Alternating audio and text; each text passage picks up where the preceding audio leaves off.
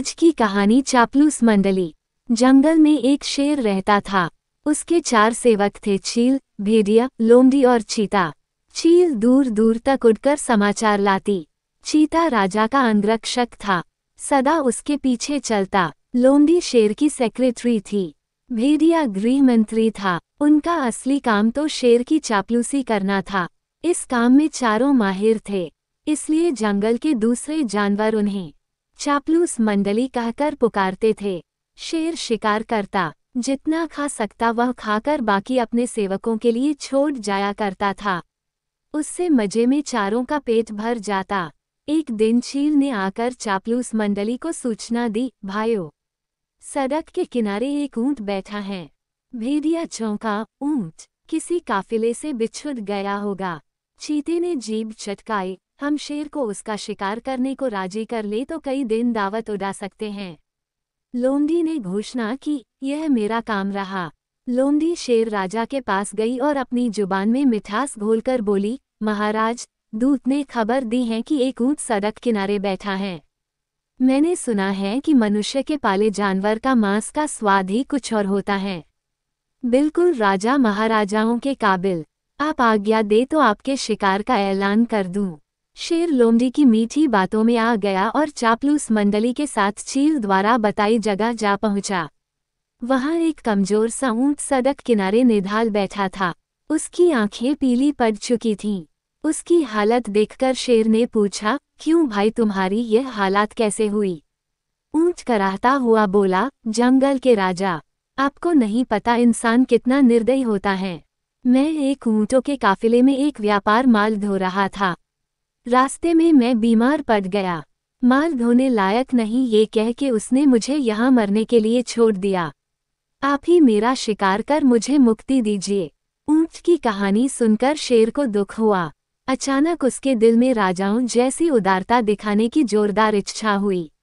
शेर ने कहा, ऊंट, तुम्हें कोई जंगली जानवर नहीं मारेगा। मैं तुम्हें अभय देता हूँ। तुम हमारे साथ चलोगे और उसके बाद हमारे साथ ही रहोगे। चापलूस मंडली के चेहरे लटक गए। भेड़िया फुसफुसाया, ठीक है, हम बाद में इसे मरवाने की कोई तरकीब निकाल लेंगे।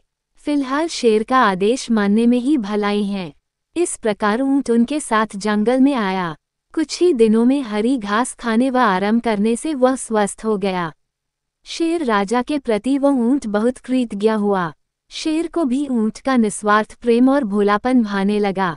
ऊंट के तगा होने पर शेर की शाही सवारी ऊंट के ही आग्रह पर उसकी पीठ पर निकलने लगी। वह चारों को पीठ पर बिठाकर चलता। एक दिन चापलूस मंडली के आग्रह पर शेर ने हाथी पर हमला कर दिया। दुर्भाग्य से हाथी पागल निकला। शेर को उसने सूंड से उठाकर पटक दिया। शेर उठकर बच निकलने में सफल तो हो गया, पर उसे चोटें बहुत लगीं। शेर लाचार होकर बैठ गया। शिकार कौन करता? कई दिन न शेर ने कुछ खाया और न सेवकों ने। कितने दिन भूखे रहा जा सकता है? लोमड़ी बोली, हद हो गई। हमारे पास एक मोटा ताज़ा ऊंट है और हम भूखे मर रहे हैं। चीते ने ठंडी सांस भरी, क्या करें? शेर ने उसे अभयदान जो दे रखा है। देखो तो ऊंट की पीठ का कुबड़ कितना बड़ा हो गया है।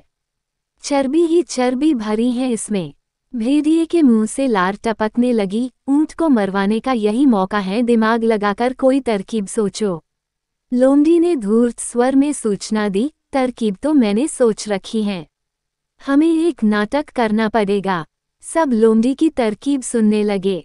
योजना के अनुसार चापलूस मंडली शेर के पास गई। सबसे पहले चील बोली, महाराज, आपको भूखे पेट रहकर मरना मुझसे नहीं देखा जाता।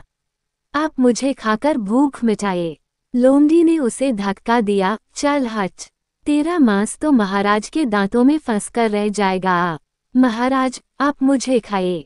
भेड़िया बीच में कूदा, तेरे शरीर में बालों के सिवा है ही क्या? महाराज, मुझे अपना भोजन बनाएंगे। अब चीता बोला, नहीं, भेड़िए का मांस खाने लायक नहीं होता। मालिक, आप मुझे खाकर अपनी भूख शांत कीजिए। चापलूस मंडली का नाटक अच्छा था। अब ऊंट को तो कहना ही पड़ा, नहीं महाराज, आप मुझे मारकर खा जाए। मेरा तो जीवन ही आपका दान दिया हुआ है। मेरे रहते आप भूखों मरें, यह नहीं होगा। चापलूस मंडली तो यही चाहती थी। सभी एक स्वर में बोले, यही ठीक रहेगा महाराज। अब तो ऊंट खुद ही कह रहा है। चीता बोला, महाराज आपको संकोच हो तो हम इसे मार दें। चीता व भेड़िया एक साथ ऊंट पर टूट पड़े और ऊंट मारा गया। सीखा, चापलूसों की दोस्ती हमेशा खतरनाक होती है।